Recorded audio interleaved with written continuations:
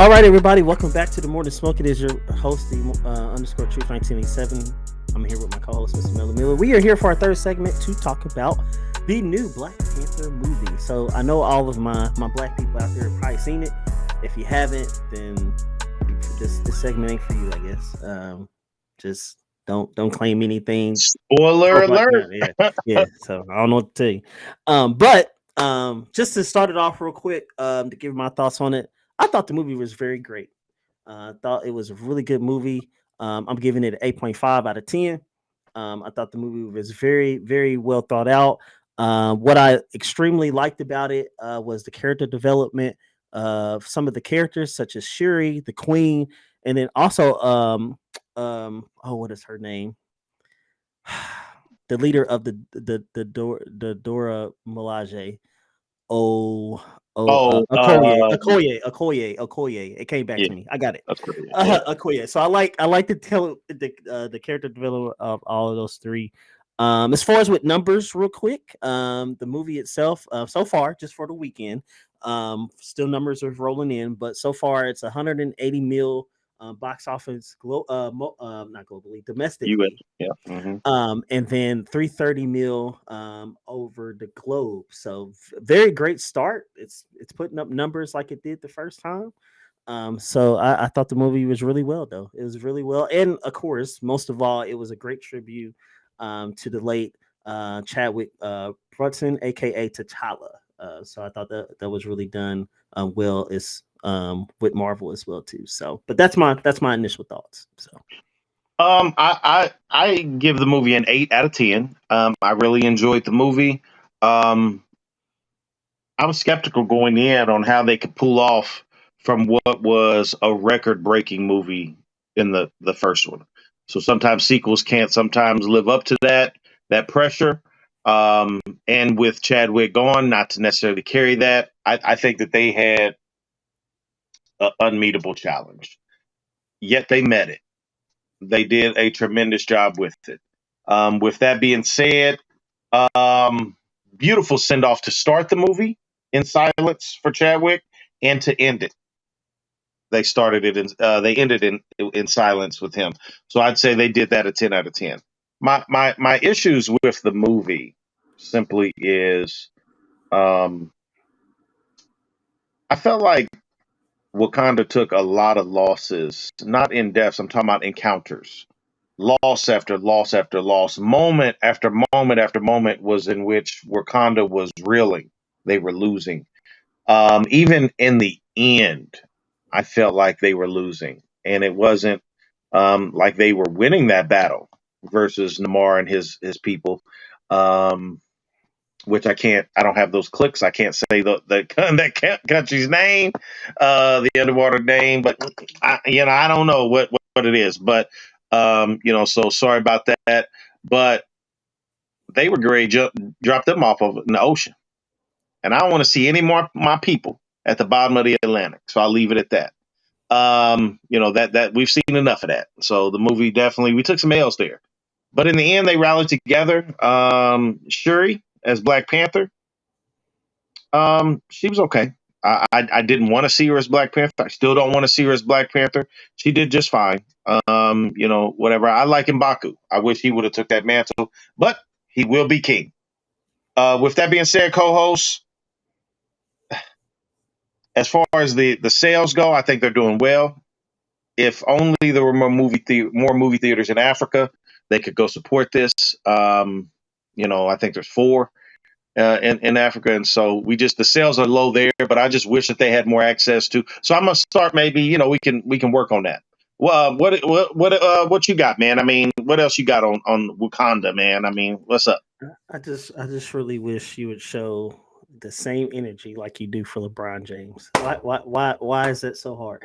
Anyways, as for I put it like this: I wasn't expecting for Wakanda to be the top dog like they were in the first one. This movie, they lost the king, and instant loss at that because they said that the man was it came down with some abnormal sickness. They played that really well. Came down with some abnormal sickness that they couldn't heal. So they didn't have any preparation.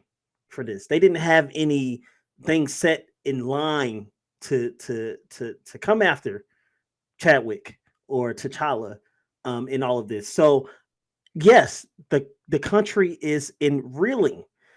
The queen has to take up the mantle quick, which I thought she did phenomenal. She took up the mantle really quick, laid down the law even with the American embassy people right from the jump about That was what's hard. going to That happen. was hard. So I thought that was amazing. That was Um, great. Yeah. so so I'm happy about that. I love Shuri, things of that nature. Yeah, she's Black Panther. Yeah, we probably will maybe see another Black Panther. There are multiple. Even in comics, there are multiple. So we probably will see another Black Panther, but I really enjoyed how Marvel let her story be told, and they showed the conflict with her. I mean, she lost a brother, a close brother, unsuspectingly, and she's the smartest woman ever. I mean, I feel like, she can literally heal, do anything, and she couldn't save her brother. So you see that conflict. And not only that, because we followed the movie, and not only just the movie itself, but we followed the cast members and things of that nature. This was also hard for her as an actual actress, because they were also close, her and Chadwick. So I got to see all of that in her in this movie, which is why I was glad she came back to the, because at first she wasn't even going to finish out this movie. She got, kicked off or whatever, but I'm glad that she came back to finish the movie. So I thought, I wasn't expecting a whole bunch of wins, I guess, if you will, for the country of Wakanda. They lost the king, they lost the queen, and they were just basically winging it at this point. So yeah, they're going to lose. But what I do enjoy is that they did rally together as a country for the greater good. Now they have a strong ally in this new country, which I'm pretty sure that will play a part in the next war that comes in Marvel. So I totally enjoyed the movie. The only reason why I gave it an 8.5 is because I wish that they would have shown more of Baku, especially since he is going to be king. I wish they would have showed a little bit more of him. But other than that, I thought the movie, the plot, all of that was right where it needed to be. So To close it out, just so people don't think I'm hating, Black Panther is the highest grossing film in East, West, and South Africa in the history of movies. They just to get that out there, they grossed 77 million rand in South Africa. That equates to $6 million. They had over 102.4 million Kenyan shillings.